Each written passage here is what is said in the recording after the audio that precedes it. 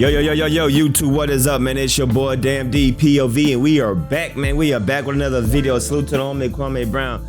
I'm about to play his thoughts and what he how he feels about Joe Rogan saying the N-word, and then we got Howard Stern also saying the N-word too. So I'm gonna put both of those videos together, and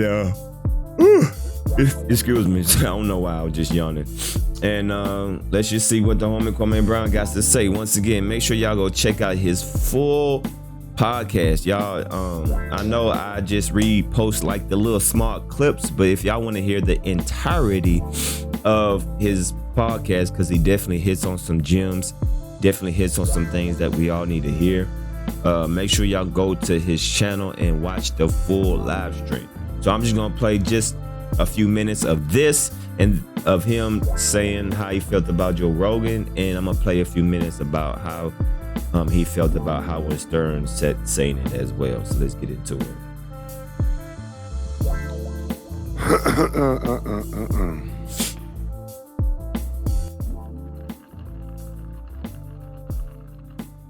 Okay. I don't even have to hear the rest of it, and I know the type of guy Joe Rogan is already.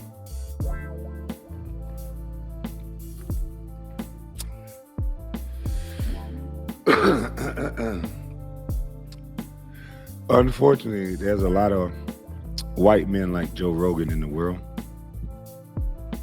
And I say unfortunately because there are given. Joe Rogan is a very smart guy.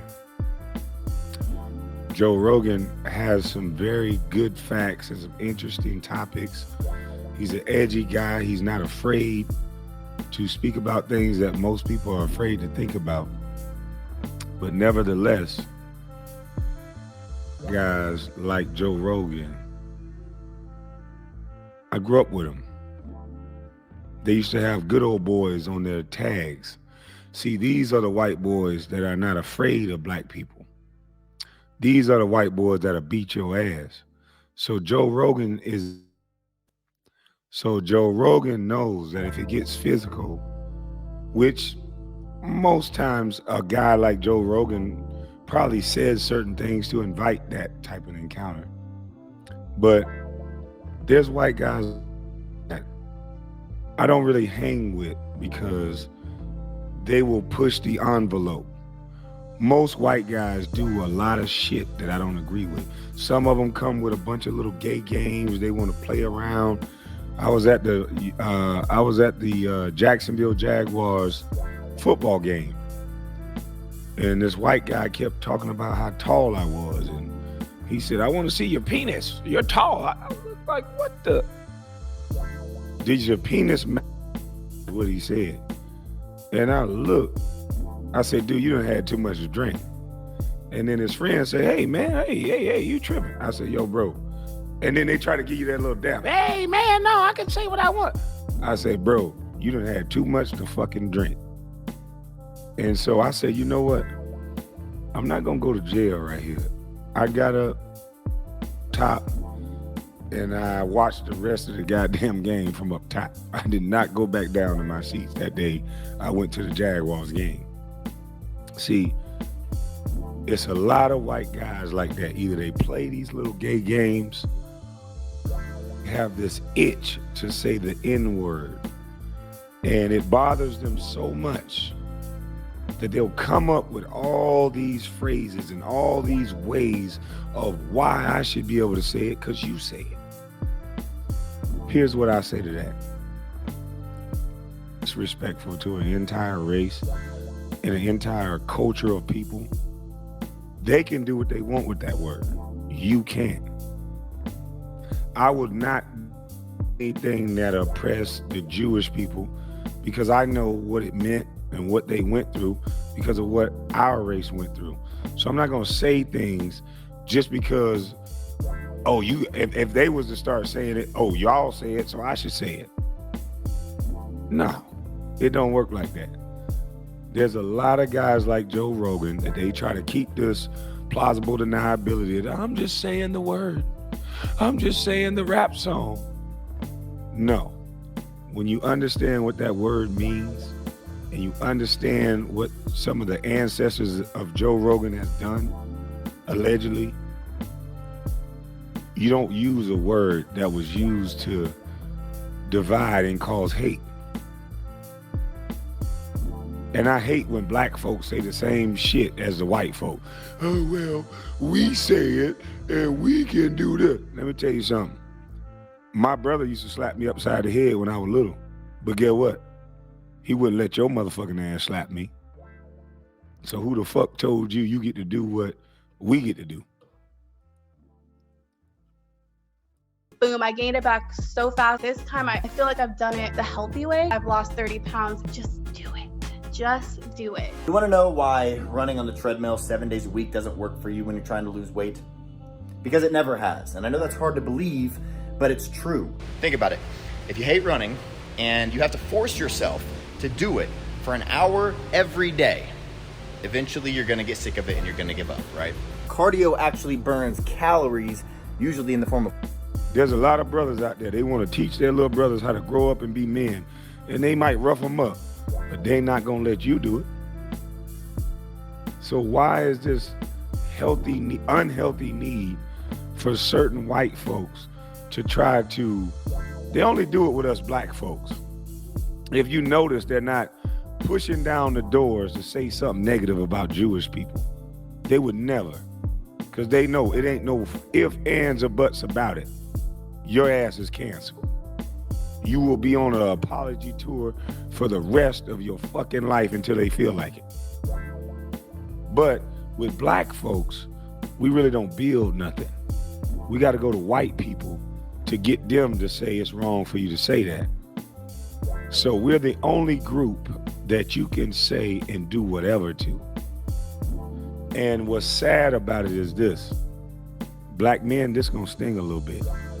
As strong as you niggas think you are, as tough as you niggas think you are, as big as your Draco is, nigga, you better point that gun at somebody that look like you. Otherwise, they'll show you what they really think about you. Black men, you are the only race of people that can get disrespected and done like we get done in the news. Because if they were to say something about black women bad motherfuckers. They done learned how to stick together and stay on code. Even when they wrong, they stick together. And they'll tear your ass up.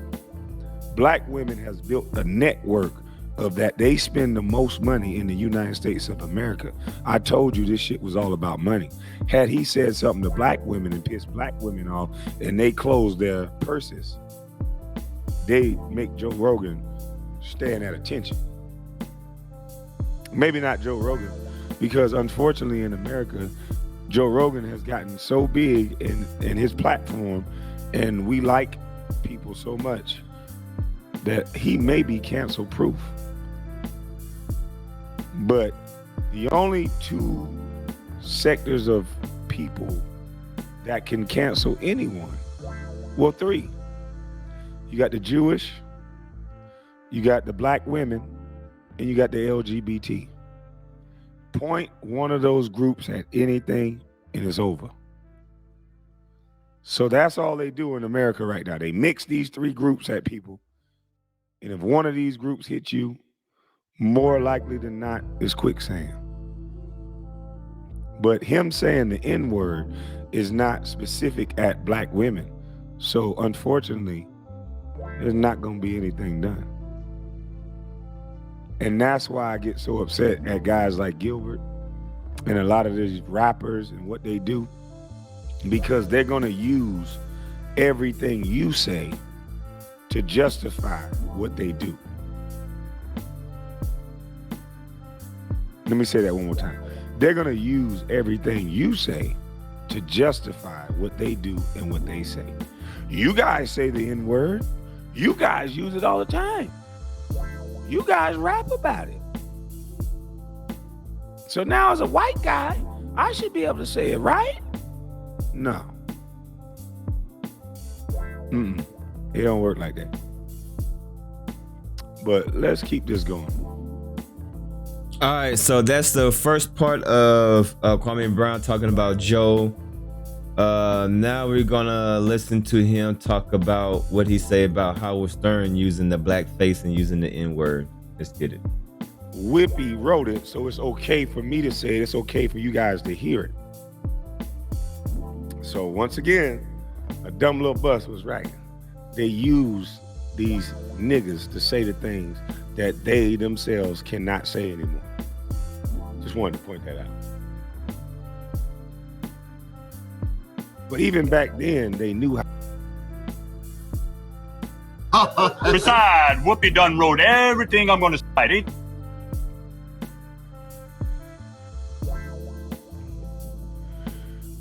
I rewind that so many times for a reason.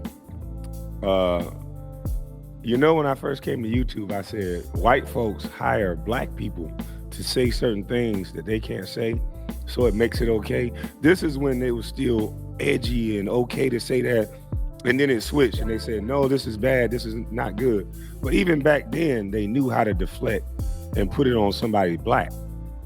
He said, Whippy wrote these jokes, so it's all right. Ain't that right, you smelly nigga? So he's saying that it's not me. I know I'm white, but I'm not really the one saying it. Whippy wrote it, so it's okay for me to say it. It's okay for you guys to hear it. So once again, a dumb little bus was right. They use these niggas to say the things that they themselves cannot say anymore. Just wanted to point that out.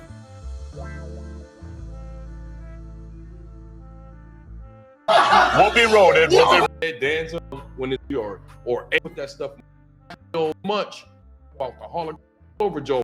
I'm making about the black, you know, Rogan. One of the black kids have to use create our own. They said we want slaves much as they do. And then was that George Jefferson that he was sitting on his lap playing like he was Whippy? Was that George Jefferson? They make all our black people that we look up to make them look weak. I'd rather look up to the goddamn electrician or the IAP worker. Shit, he got a wife, girl on the side. They both know about each other, taking care of his kids. He's a community helper. He's at the PTA meetings, you know. And then some of them that ain't messing around. But hey, I'm just saying.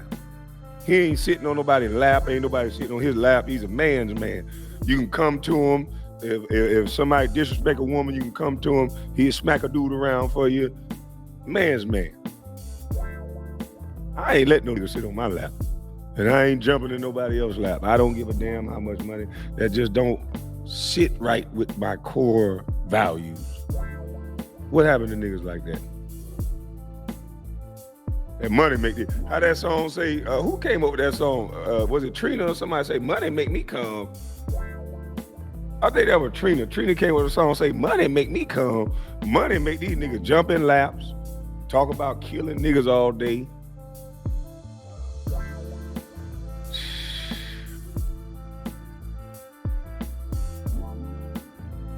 Exactly. That's why I'm glad I brought my knife, young lady. You right about that. I'm glad I got my blade. She say buy land.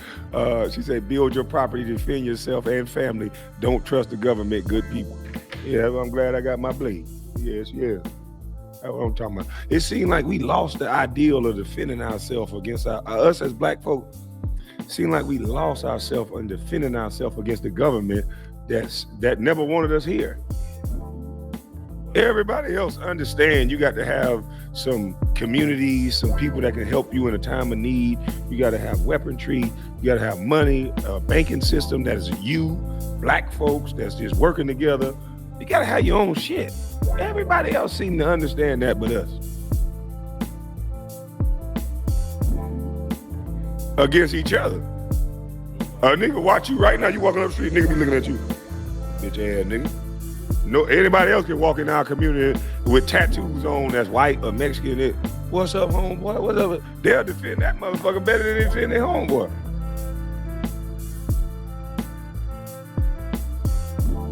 Shit. I'm trying to tell you. All right, man. So there we go, man. I'm just gonna end it off right here because I don't want the video to be too long. But shout out to the homie Kwame Brown once again. Like I said, make sure y'all go watch the whole live stream because he dropped some jewels and some good wisdom on what we need to hear, man. So once again, salute to the homie Kwame Brown. Speaks on Howard Stern and Joe Rogan talking about saying the N-word, man. It's your boy Damn D, POV. We out.